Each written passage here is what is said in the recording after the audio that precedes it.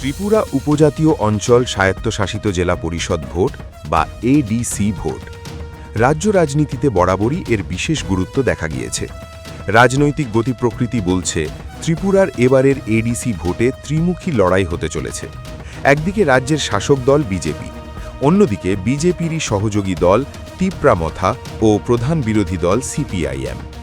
শাসক দল বিজেপির বিরুদ্ধে বিরোধীদের অভিযোগ প্রতিশ্রুতি রক্ষায় ব্যর্থ হয়েছে বিজেপি।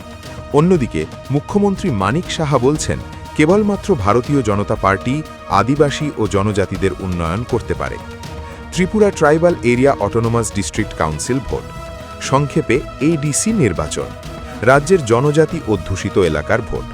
ভোট ছোট হোক বা বড়, রাজনৈতিক উত্তাপ থাকবেই। তাই ত্রিপুরার পাহাড় অধ্যুষিত জনজাতি এলাকাগুলিতে প্রতিনিয়ত পরিদর্শনে গিয়ে শাসক দল বিজেপির বিরুদ্ধে ক্ষোভ উগরে দিচ্ছেন বিজেপিরই সহযোগী দল তিপ্রামথার প্রধান প্রদ্যোৎ কিশোর মাণিক্য দেববর্মা। তার কথায়, যতই ডাবল ইঞ্জিন হোক না কেন, পানীয় জলের সমস্যায় ভুগছেন জনজাতিরা। মুখ্যমন্ত্রী মানিক সাহাকেও ছেড়ে কথা বললেন না। তার কথায়, মুখ্যমন্ত্রী যদি এখানে আসতেন তাহলে বুঝতেন জনজাতি মানুষ কতটা কষ্টে আছেন। রাজনৈতিক এই উত্তাপের মধ্যেই এডিসি নির্বাচন ঘিরে প্রস্তুতি এখন চূড়ান্ত পর্যায়ে। ভোটের দিনক্ষণ ঘোষণা হতেই প্রশাসন নড়েচড়ে বসেছে। আগামী 12 April Tripura tribal area autonomous district council নির্বাচন। আর সেই নির্বাচনের আগে খোয়াই জেলায় প্রশাসনিক প্রস্তুতির খুঁটিনাটি খতিয়ে দেখতে আয়োজিত হয় গুরুত্বপূর্ণ বৈঠক। খোয়াই জেলা শাসকের উদ্যোগে কনফারেন্স হলে আয়োজিত এই বৈঠকে উপস্থিত ছিলেন জেলা শাসক রজত পন্থ, রিটার্নিং অফিসাররা এবং পুলিশের উচ্চপদস্থ আধিকারিকরা।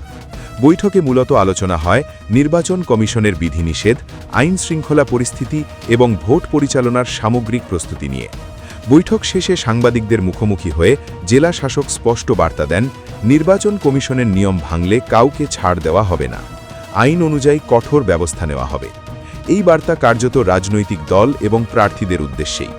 খোয়াই জেলায় মোট 3টি আসনে ভোট গ্রহণ হবে: 9 হালাহালি আশারামবাড়ি, 12 রামচন্দ্র ঘাট এবং 11 মহারানী তেলিয়ামুড়া। প্রশাসনের দেওয়া তথ্য অনুযায়ী প্রতিটি আসনেই ভোটারের সংখ্যা উল্লেখযোগ্য। 9 নম্বর আসনে মোট ভোটার 34,632 জন। তার মধ্যে পুরুষ ভোটার 17,524 এবং মহিলা ভোটার 17,104।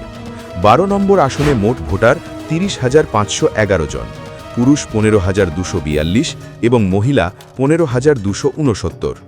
অন্যদিকে 11 নম্বর আসনে মোট ভোটার 31,767 জন, পুরুষ 15,800 এবং মহিলা 15,967। ভোটের আগে প্রশাসন স্পষ্টভাবে সময়সূচিও জানিয়ে দিয়েছে। আগামী 25 মার্চের মধ্যে মনোনয়ন জমা দিতে হবে, 26 মার্চ স্ক্রুটিনি হবে আর 28 মার্চ মনোনয়ন প্রত্যাহারের শেষ দিন। ভোট গ্রহণ 12 এপ্রিল এবং গণনা 17 এপ্রিল। 18 এপ্রিলের মধ্যে পুরো নির্বাচন প্রক্রিয়া সম্পন্ন করার লক্ষ্য রাখা হয়েছে। এই বৈঠকের মাধ্যমে প্রশাসন পরিষ্কার করে দিয়েছে নির্বাচন হবে সুষ্ঠু, নিরপেক্ষ এবং শান্তিপূর্ণ। আইন শৃঙ্খলা রক্ষায় কোনো রকম ঢিলেমি বরদাস্ত করা হবে না। ফলে রাজনৈতিক উত্তাপ বাড়লেও প্রশাসন যে কড়া অবস্থানে রয়েছে তা স্পষ্ট। এডিসি নির্বাচন ঘিরে রাজনৈতিক লড়াই ক্রমশ তীব্র হচ্ছে। মনোনয়ন জমা দেওয়ার মধ্য দিয়েই শুরু হয়েছে সরাসরি রাজনৈতিক সংঘর্ষ। সিপিআই জেলার 19 আমতলী গোলাঘাটি কেন্দ্র থেকে সিপিআইএম প্রার্থী বৃন্দারানী দেববর্মা নিজের মনোনয়ন জমা দিয়েছেন।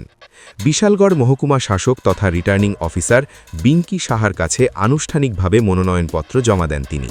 এই সময় তার সঙ্গে উপস্থিত ছিলেন দলের জেলা সম্পাদক, স্থানীয় নেতৃত্ব এবং কর্মী সমর্থকেরা। মনোনয়ন জমা দেওয়ার পরই তিনি স্পষ্ট রাজনৈতিক বার্তা দেন। তিনি বলেন, এডিসি এলাকা জনজাতি মানুষদের জন্য অত্যন্ত গুরুত্বপূর্ণ। এটি তাদের অধিকার এবং সুরক্ষার প্রতীক। তাই কোনোভাবেই এই এলাকা বিজেপি বা তিপ্রামথার হাতে যেতে দেওয়া যাবে না।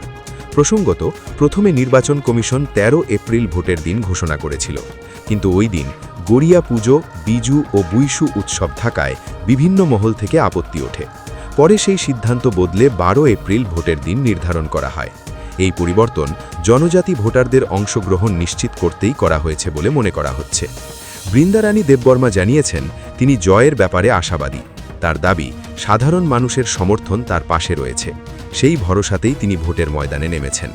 অন্যদিকে রাজনৈতিক বিশ্লেষকদের মতে এডিসি নির্বাচন এবার অত্যন্ত গুরুত্বপূর্ণ হতে চলেছে, কারণ এই নির্বাচনের ফলাফল আগামী দিনের রাজনীতিতে বড় প্রভাব ফেলতে পারে। মনোনয়ন পর্ব শুরু হতেই রাজনৈতিক উত্তাপ বাড়ছে। এখন দেখার শেষ পর্যন্ত জনতার রায় কোন দিকে যায় এবং কোন দল এডিসি এলাকার নিয়ন্ত্রণ নেয়। আশাবাদ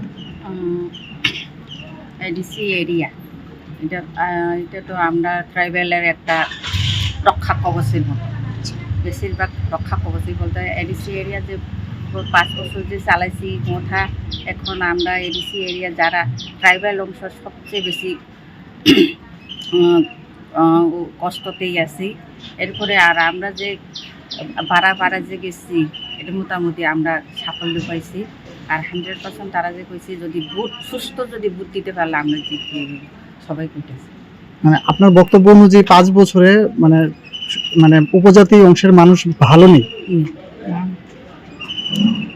পানীয় জল থেকে শুরু করে খাদ্য, অন্য বস্ত্র, বাসস্থান কিরকম দেখেছেন এত 5 বছর, গত 5 বছর মাথায়? 5 বছরের মাথাতে আমরা দেখছি যে আমি তো কিছু কইতাম না, জনগণই তারা কইতেছে। আমরা বাড়ি বাড়ি যে প্রচারে গেছি তারা সবাই কইতেছি শুধু পানীয় জল না, শুধু স্কুল থেকে আরম্ভ করে সব সমস্যাতে তারা এলাকার, আমরা এডিসি এলাকার মানুষ।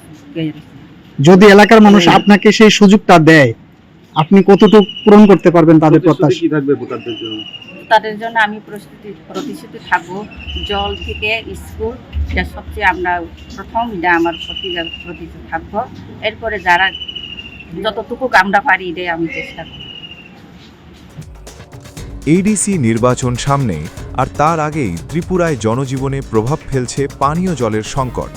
দক্ষিণ ত্রিপুরার সাবরুম এলাকায় এই সমস্যা এখন বিস্ফোরণের আকার নিয়েছে। বেতাগা এডিসি ভিলেজের হরিচন্দ্র পাড়ার জনজাতি মানুষজন দীর্ঘদিন ধরে পানীয় জলের সমস্যায় ভুগছেন। তাদের অভিযোগ, বহুবার প্রশাসনের কাছে দাবি জানানো হলেও স্থায়ী সমাধান হয়নি, ফলে বাধ্য হয়েই তারা রাস্তায় নামতে বাধ্য হয়েছেন। চালিতাছড়ি মনুঘাট সড়ক অবরোধ করে বিক্ষোভে সামিল হন স্থানীয় বাসিন্দারা। রাস্তার উপর টায়ার জ্বালিয়ে ব্যারিকেড বসিয়ে অবরোধ চালানো হয়, ফলে ওই এলাকায় যান চলাচল পুরোপুরি বন্ধ হয়ে যায়। বিক্ষোভকারীদের দাবি, জল জীবন মিশন প্রকল্পের কথা বলা হলেও বাস্তবে কোনো সুবিধা তারা পাননি। কাগজে কলমে প্রকল্প থাকলেও গ্রামে এখনও পানীয় জলের ব্যবস্থা হয়নি। এই পরিস্থিতিতে ক্ষোভ আরও বেড়েছে।